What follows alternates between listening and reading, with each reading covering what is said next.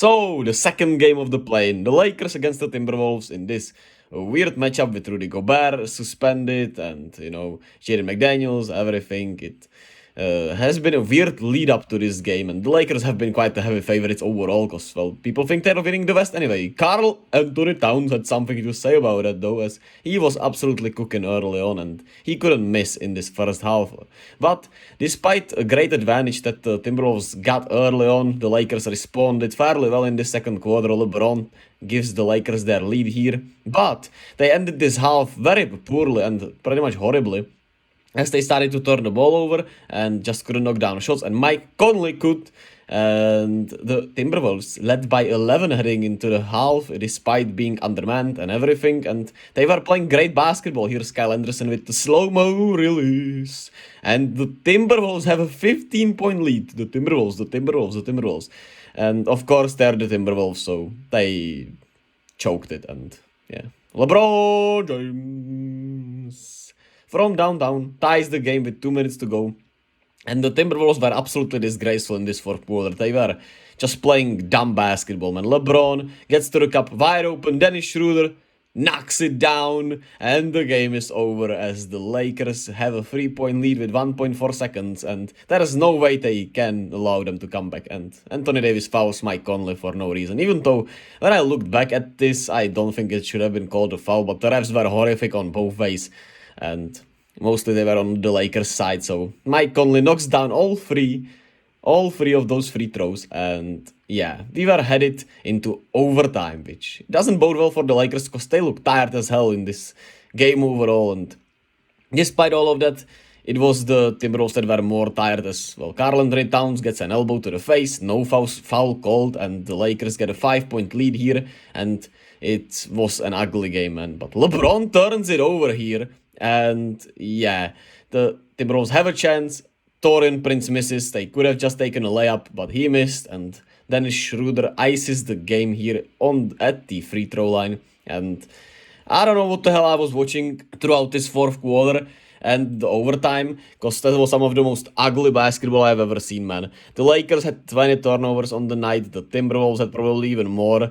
20. They were united in turnovers, man. That's beautiful, I think. That's truly beautiful. It was just nasty, man. I mean, I loved it because, I watched it in the morning because, of course, in my time, these games start at 4 a.m., 3 a.m. So I woke up and watched this game with all possessions just, so it was cut down a bit. So the tension didn't... that was just too much tension for me to be like, man, what the hell is going on in this basketball game? Because I didn't have the commercial breaks right, I didn't have the timeouts. I saw these plays and I was just like, what the hell is going on in this match? And it was truly a definition of chaos, man. It was nasty work what they did. Yeah, but the Lakers are winning the West, right? And LeBron 30-10-6. He was good, but it wasn't great, man, and AD was really solid except for those turnovers.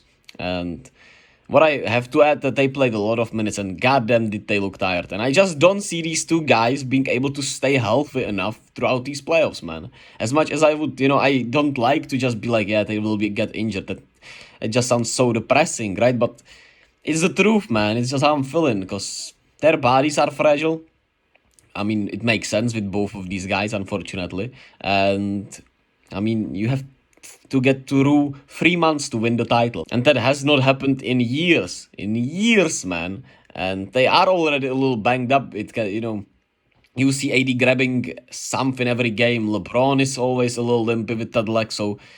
it's just intriguing, but this game only mortified me that I just don't trust them. Even though Memphis is a little immature, I think they are more mature than these Timberwolves, who just once again showed that they have not learned anything from last year. Because last year in the playoffs, their doom wasn't that they were, bad. It was that they were just playing dumb basketball a lot of the time. And the same happened here.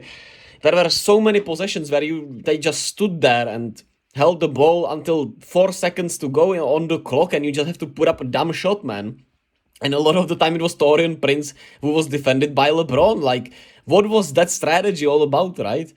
Yeah, I don't know, man. But shout out to the Lakers bench. Dennis Schroeder was spectacular, man. He needs to play a lot more. D'Angelo Russell does D'Angelo Russell things in the playoffs, so we're not gonna slander him on here. You can slander him anywhere else, though. Nah, just don't, you know. Of course, you can make fun, but just do it at least or consider it if possible. I don't know if that's any possible. What am I even saying here? I'm not gonna cut this out because this is my personality, man. I just ramble about dumb shit a lot of the time, and that's fun sometimes too.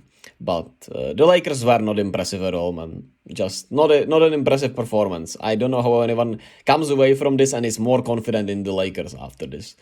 I just don't. But they did get it done though, and they set up a first round series against Memphis. But when you look at it, don't you think that Denver could have been actually a better matchup? Maybe. Who knows? But that's I guess we'll never know, or however Kanye said it. But for the Timberwolves, man, Towns was great except for those fouls. Some of them were really dumb. Some of them was just a rough whistle. He was great. Mike Conley was great. Shout out to him. Huge shout outs to Nickeil Alexander-Walker and Jalen Noel off the bench because they did try. Unfortunately, McLaughlin and Knight, they tried, but they didn't succeed at all tonight.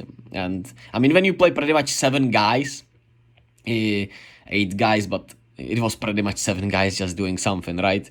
It's really rough to just win a ball game, especially when you just decide to play horrible basketball down the stretch. And they had 20 turnovers.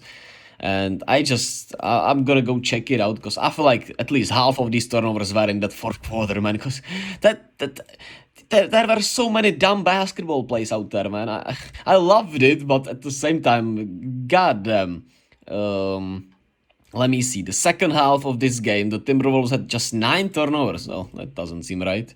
But 6 of those were in the fourth quarter, which makes sense, and 3 of those were in this overtime. So they had 9 turnovers in overtime and the fourth quarter, and they made 5 shots from the field. They were 5 of 23. Yeah. And it makes sense because the offense was horrific and Edwards unfortunately was bad and he kept chucking. He was just really rough tonight. Didn't even get the whistle at the, when he drove to the rim, couldn't hit anything from the outside.